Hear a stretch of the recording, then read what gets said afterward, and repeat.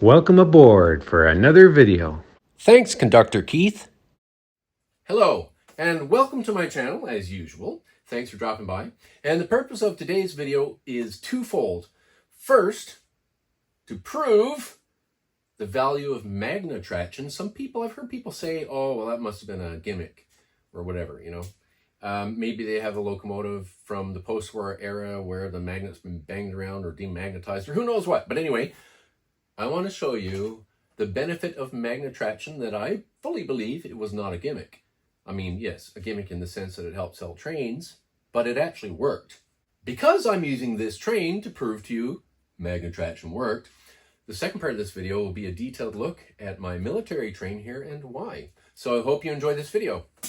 For the discussion of magnetism, I will use my Missouri Pacific locomotive from 1957 and my Canadian National 227 from 1960. Now, I've been after the Canadian National for quite a long time. Got that at a really good price at a train show, like really good price. And more on that locomotive later as I discuss this train. Suffice it to say, before getting into this train, it's my COBI 1:48 scale tank brick models military train. I'll discuss it in detail after this segment, but they're all the same style metal Lionel flat cars, and the tanks themselves aren't too light. So actually, that is not a light train, okay? It is not a light train.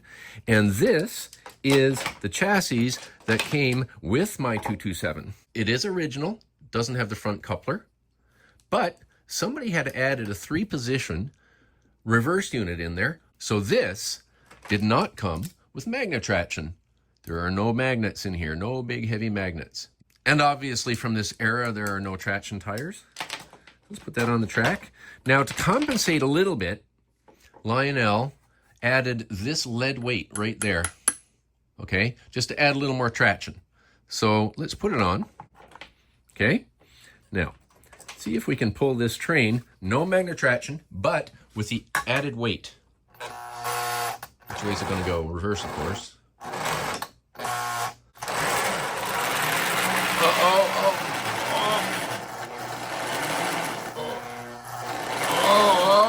No, not going to move. Not moving. Certainly without the weight, it's not going to move. Let's see. That's funny. Okay, so take this away because I wanted to use this locomotive with this train. So I took the chassis here out of my Missouri Pacific. It's okay because I have 2 of these. It's fine. And I'm going to put the Missouri Pacific there. Okay, so it's not going to have Magne-Traction. But this is the Missouri Pacific.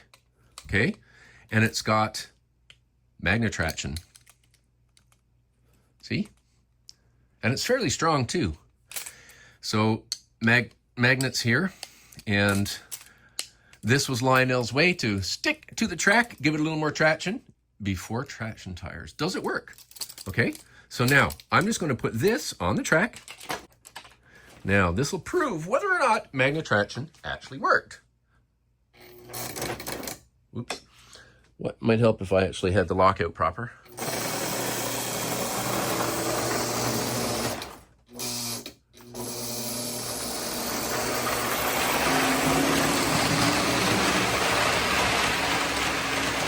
And I'll have to note, this is without the added weight. You just walked away with it, no slipping.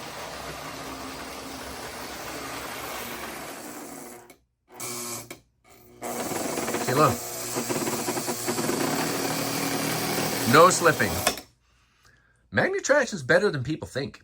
This is an MPC era locomotive with a modern Williams shell I put on there and weathered. Okay, so this is not the original shell. I do have the original shell. This is a Williams shell, but it fits right on. Okay, and the thing is, these come with traction tires. Okay, I've had to source new traction tires because when I'm running trains, especially on rougher, older track like this, occasionally I throw a traction tire. Well, no worries about that with the old Magne-Traction. So now that we've proven Magne-Traction, why don't we just have a discussion in the second part of the video of this train and why. So I started building this layout specifically to showcase some of my COBI Bricks Models 1 to 48 aircraft and tanks. As you can see, okay, because, you know, they're not fine scale. I'm using intentionally 027 post-war track. John Lazar Gnome is very happy about it so far. Here's my Canadian National I just discussed. I haven't screwed it back down yet, so why don't I talk about it? Because I used the chassis from the Missouri Pacific, which had the coupler on the front. I measured and cut the coupler opening here to the same dimensions as on the Missouri Pacific. Here is my Union Pacific 202.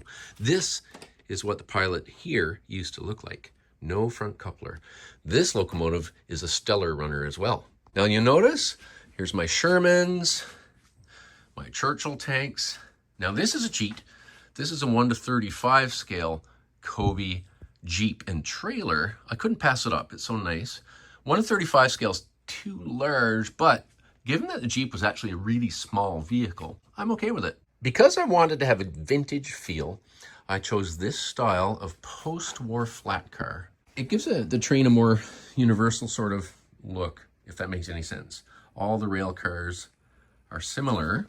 And the reason I chose this works caboose, which comes with the Lionel crane, which I have, is because it's also on the same chassis, see? The same flat. So these are COBI minifigures, and they're quite good. Now, I wanted them to stand in there. I wanted to use these pieces for them to stand on, but it wouldn't quite fit.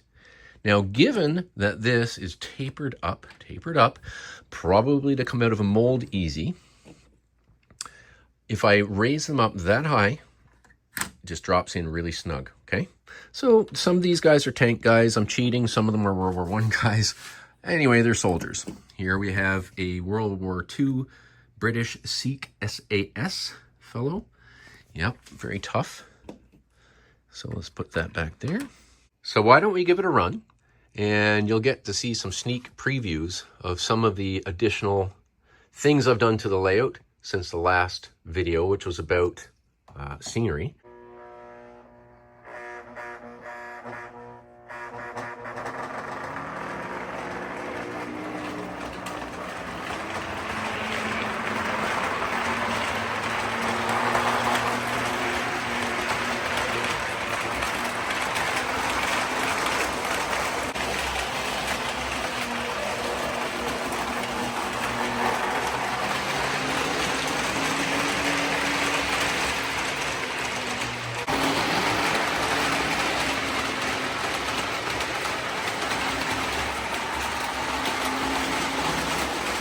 I changed around and converted my COBI Cessnas to tail draggers, just like some real Cessna owners have done.